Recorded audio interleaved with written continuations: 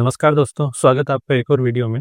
आज की वीडियो में अपन पढ़ेंगे वेक्टर डेटाबेस और वेक्टर एम्बेडिंग के बारे में। अगर आपने ये समझ लिया तो आपको एआई के बाकी कंसेप्ट जैसे एलएलएम्स, रेक्स, एआई सर्च, एजेंटिक एआई ये सारे आपको बड़े इजीली समझ में आ जाएंगे। इसको समझने के लिए अपन एक रियल वर्ल्ड एग्जांपल लेते हैं कि सपोज आपको ये कहना प्रोडक्शन बग असाइन होता है जो काफ़ी क्रिटिकल है और आपको आज ही रिजोल्व करना है। आपका मैनेजर आपके पास आता है और आपसे पूछता है कि क्या ऐसा बग अपन ने पहले कभी देखा है। अब आप क्या करते हो, आप जीरा पोर्टल पे जाते हो और वहाँ पे बग का टाइटल, बग का डिस्क्रिप्शन से कुछ वर्ड्स निकाल के वहाँ पे आप सर्च करते हो। 2 घंटे मेहनत करने के बाद में आपको ये पता लगता है कि अरे ऐसा बग 8 महीने पहले ही आया था और किसी टीम ने इसको ऑलरेडी रिज़ॉल्व किया था, ठीक है? अब आप देखो कि बस आपको ये पता लगाने में कि इस बग के सिमिलर कोई दूसरा बग है कि नहीं, 2 घंटे लग गए। तो आप ये समझ पा रहे हो कि अभी प्रॉब्लम ये नहीं है कि अपने पास इन्फॉर्मेशन नहीं है, वो वहाँ पे जीरा टिकट ऑलरेडी बनी हुई थी। लेकिन प्रॉब्लम ये है कि उस इन्फॉर्मेशन को ढूँढने का सही तरीका नहीं है और यही प्रॉब्लम को रिज़ॉल्व करता है वेक्टर डेटाबेस। तो आइए देखते हैं कि आखिर वेक्टर डेटाबेस काम कैसे करता है।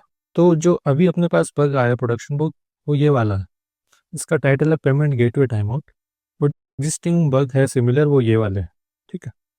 लेकिन जब अपन ने इसको डायरेक्टली जीरा पे सर्च किया पेमेंट गेटवे टाइम आउट इस टाइप से, तो ये बग्स वहाँ पे अपीयर नहीं हुए। वो इसलिए नहीं हुए क्योंकि आप यहाँ पे देख पा रहे हो कि इनका टाइटल बिल्कुल अलग है इससे। अब जब अपन इनको पढ़ते हैं तो अपन को समझ में आता है कि ये दोनों ऑलमोस्ट हो सकता है सिमिलर हो, क्योंकि जब किसी बंदे ने बग रेज की हो सकता है उसका इंटरप्रिटेशन का तरीका अलग है। क्योंकि इस बग में यहाँ पे देखो लिखा है लेटेंसी इशू, और जो अभी वाला बग है उसमें लिखा है पेमेंट गेटवे टाइम आउट। तो हो सकता है कि लेटेंसी की वजह से टाइम आउट आ रहा हो, ठीक। तो इनका मीनिंग सेम है लेकिन वो चीज़ डायरेक्टली टाइटल से रिफ्लेक्ट नहीं हो रही। इसी वजह से जो ट्रेडिशनल डेटाबेसेस है जो आपके मतलब टेक्स्ट बेस्ड सर्च पे काम करते हैं, उनके लिए बड़ा मुश्किल है ये पता लगाना कि ये बग सिमिलर है। तो इस टाइप के क्वेरीज को रिजोल्व करने के लिए अपन को चाहिए ऐसे डेटाबेस जो मीनिंग को सर्च करे, जो मीनिंग बेस्ड सर्च करे, ठीक है। और वेक्टर डेटाबेस यही करते हैं, वो टाइटल टेक्स्ट वगैरह नहीं देख के वो देखते हैं कि वर्ड्स का मीनिंग क्या है उसके हिसाब से रिलेट करते हैं, ठीक है। ठीक है, तो अभी अपन देखते हैं कि आखिर मशीन ये अलग अलग वर्ड को मीनिंग असाइन कैसे करती है। इसको देखने के लिए अपन एक एनालॉजी लेते हैं कि सपोज मैं एक वर्ड बोलता हूँ किंग। अब आप जैसे ही ये वर्ड सुनते हो किंग, आपके दिमाग में एक इमेज बनती है और वो इमेज एक इंसान की होती है जिसके पास अथॉरिटी है, जिसके पास पावर है, जो कहीं पे रूल करता है, जो मेल है, जो काफ़ी रिच है। तो इस हिसाब से आपके दिमाग में बस king as a text store नहीं है, आपके दिमाग में किंग स्टोर है डिफरेंट डिफरेंट कैरेक्टरिस्टिक्स के साथ, डिफरेंट डिफरेंट एट्रीब्यूट्स के साथ, ठीक है। इसी तरह से यहाँ पे वेक्टर डेटाबेसेस के अंदर अपन किसी भी वर्ड को उसके कैरेक्टरिस्टिक्स, उसकी डायमेंशन के साथ स्टोर करते हैं और जो एक ग्रुप ऑफ नंबर्स बनता है डिफरेंट डिफरेंट कैरेक्टरिस्टिक डायमेंशन का, उसको अपन वेक्टर कहते हैं। तो यहाँ पे देखते हैं, यहाँ पे लेफ्ट हैंड साइड पे मैंने कुछ यहाँ पे कैरेक्टरिस्टिक्स मेंशन किए हैं, ठीक है। इनको आप डायमेंशंस बोल सकते हो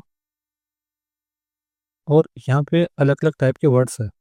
अब ये सारे वर्ड्स को ये वाले कैरेक्टरिस्टिक, ये वाले डायमेंशंस को यूज़ लेके इनको रिप्रेजेंट करेंगे। तो अपन देखते हैं किंग के बारे में। किंग है, उसके पास अथॉरिटी होती है तो यहाँ पे 1 है। ये कोई इवेंट नहीं है, हैज़ टेल यहाँ पे सिग्निफाई नहीं करता ये एनिमल्स के लिए। रिच होता है किंग, किंग का जेंडर मेल है, इसको -1 है। तो जो अपने पास किंग का वेक्टर बन के आता है वो आता है अपने पास 1 0 0 1 -1। और अभी तक अपन ने ओनली 5 डायमेंशंस काम में लिए।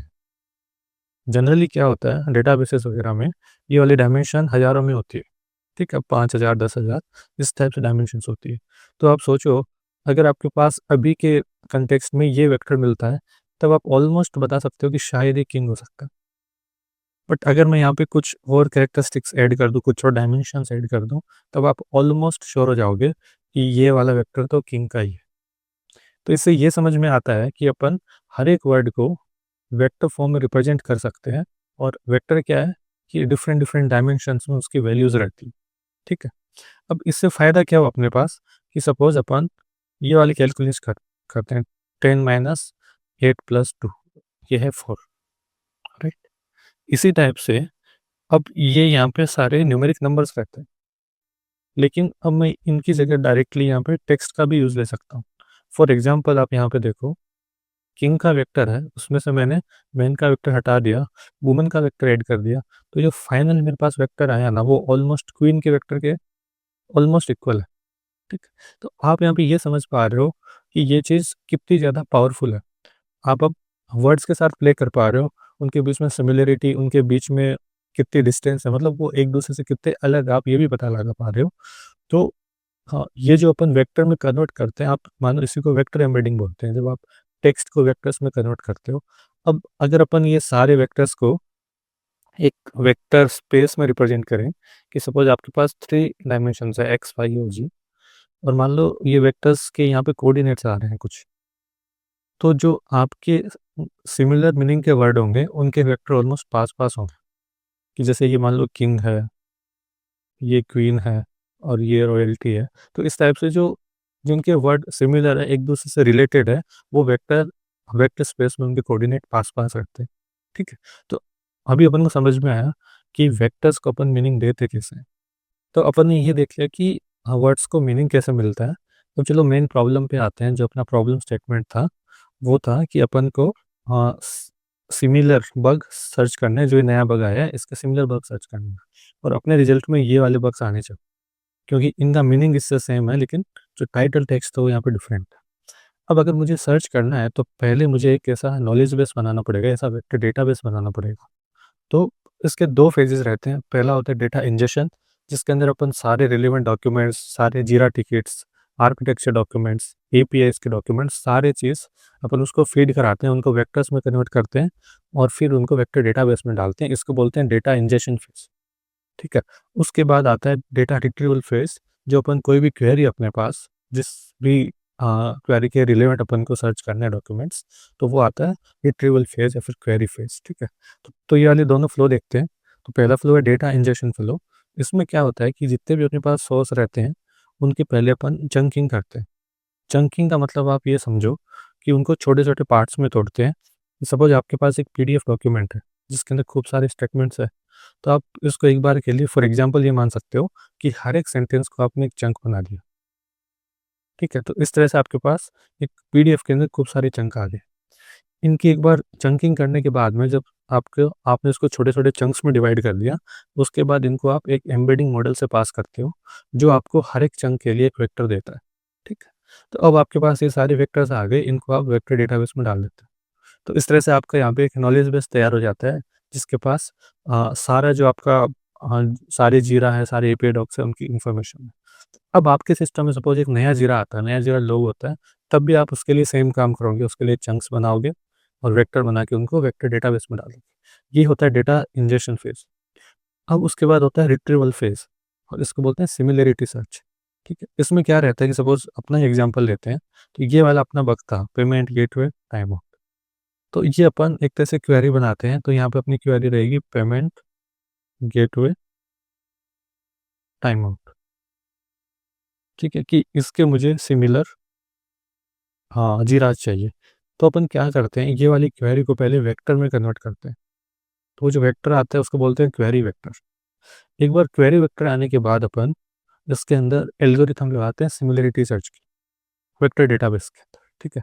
और जो उसका रिजल्ट आता है, अब इसके अंदर कोई एक वेक्टर नहीं आता है, इसके अंदर set of vectors, set of results आते हैं। तो इसमें क्या करते हैं कि हर एक जो उसके सिमिलर जो उसके डॉक्यूमेंट है, उनको रैंक दी जाती है, उनको स्कोर दिया जाता है कि कौन-सा किसका सिमिलर है। ठीक है? अब यहाँ पे ये रिटर्न करता है चंक्स, आप देख रहे हो, ये वेक्टर रिटर्न नहीं कर रहा, यहाँ पे चंक्स दे रहा है। ये कैसे होता है? ये इस तरह से होता है कि जब अपन यहाँ पे वेक्टर डालते हैं वेक्टर डेटाबेस में, तो अपन सीधे वेक्टर नहीं डालते हैं, अपन उनके साथ में एक मेटा डेटा भी स्टोर करते हैं। कि जैसे यहाँ पे आप देख रहे हो कि ये वाले टेक्स्ट के लिए जो यहाँ पे लिखा है, ये वेक्टर बना। अब आपने ये वाला वेक्टर स्टोर नहीं किया बस, इस वेक्टर के साथ आपने मेटा डेटा भी स्टोर किया और साथ में टेक्स्ट भी स्टोर किया। ताकि जब अपन को पता लग जाए कि ये वाला वेक्टर है, ये वाला वेक्टर सिमिलर है, तो अपन यहाँ से ये भी पता लगा पाएँ कि इसके कॉरेस्पॉन्डिंग चंक कौन-सा था या फिर टेक्स्ट कौन-सा है। और इससे रिलेटेड आप कोई मेटा डेटा स्टोर करना चाहो, तो वो भी कर सकते हो। ठीक है? तो इस तरह से अपने पास यहाँ पे रिलेटेड चंक्स आ जाते हैं।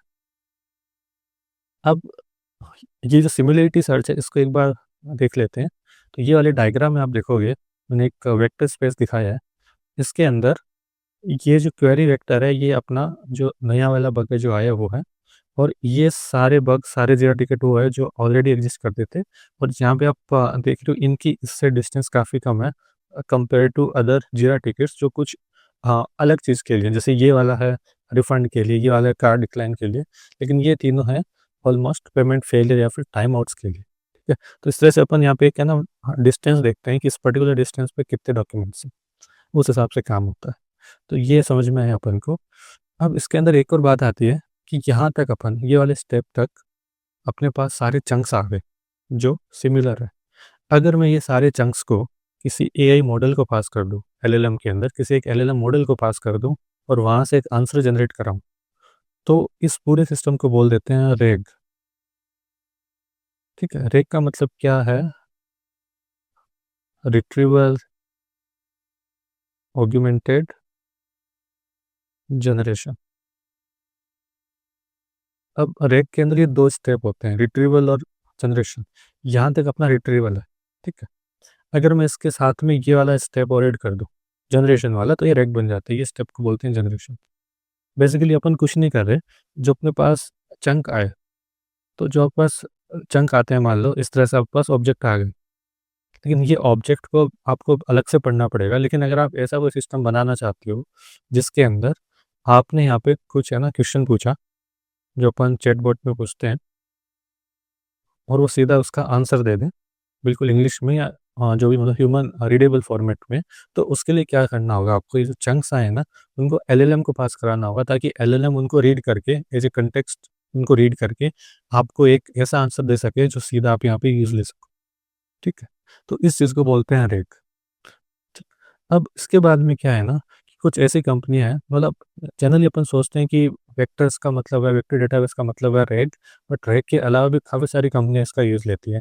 फॉर एग्जांपल यहाँ पे नेटफ्लिक्स है, स्पॉटिफाई है, अमेजोन है, यूट्यूब है, सारी कंपनियां इसका यूज़ लेती है।